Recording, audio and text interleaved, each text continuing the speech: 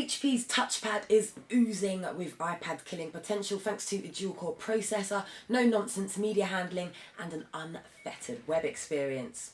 And while the design is nice and minimalist, its shiny black plastic frame isn't the nicest we've seen. So what you're getting is a WebOS tablet that's 13.7mm thick with a 9.7-inch 1024 by 768 pixel screen. Now it packs plenty of horsepower thanks to its 1.2 GHz dual-core CPU, delivering a fast and fun user experience whether you're web browsing, watching videos or playing graphic-heavy games. And WebOS on the big screen looks fantastic. It feels roomy and the cards and stacks interface has been tablet tweaked, which all looks pretty impressive. It's refreshingly different to Android and iOS, and while it shares similar usability to the Playbook, it's worth noting WebOS offered this user experience first. It's slick, speedy and intuitive for the most part, but most importantly it looks really good on the high-res display. Now there are a few features in the OS that are worth noting. Emails, for example, throw up 3 tabs which can be closed and opened at any time, and a separate window opens up for replies, allowing you to keep an eye on your inbox at all times. And if you're listening to music, the media controls appear in the notification bar, so you don't have to stop what you're doing. And HP Play makes it easy to seamlessly sync with the music on your computer, including iTunes, and it also supports Beats audio technology. The notification bar, as implied, flags up notifications from the likes of Facebook and various email accounts. There's also full fat web browsing on board, so like Honeycomb, it supports Flash, ensuring you're treated to only the best web experience without any technical setbacks. Synergy, HP's data syncing feature, now includes pictures, so as well as automatically syncing contacts, appointments, photos and messages from sources like Facebook and Google, you can now check out photos in the gallery from the likes of Facebook, Flickr and Picasa, as well as comment on pics and view your friends' comments as well.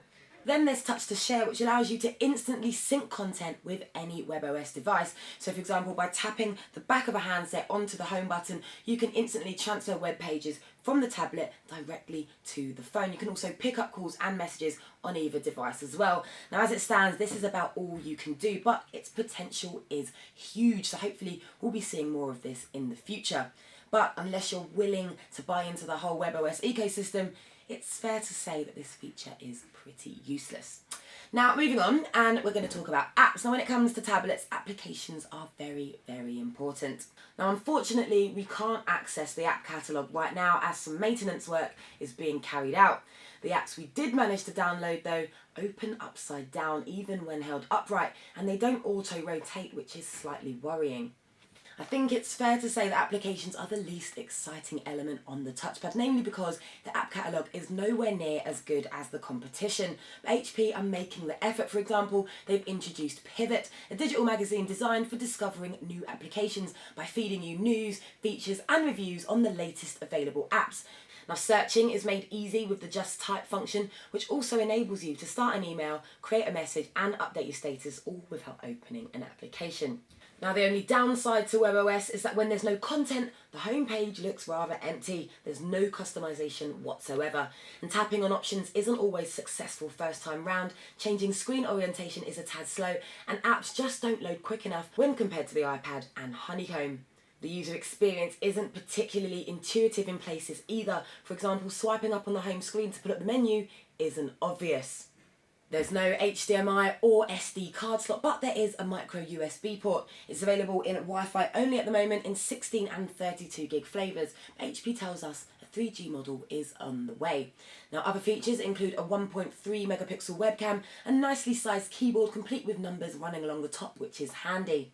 There's also wireless charging via the dedicated dock, which works in the same way as the touchstone charger. So when docked, it automatically fires up exhibition mode, giving you access to a range of customizable features at a glance, like photos, calendar and time. So the touchpad is minimalist, but perhaps a bit too minimalist. Apple can get away with it, they have other means of getting connected, but as it stands, the WebOS ecosystem just isn't big enough for all users to take full advantage of. And all in all, the touchpad throws up a great user experience. It just needs to pick up the pace of those apps, and it'll be just as good as the rest.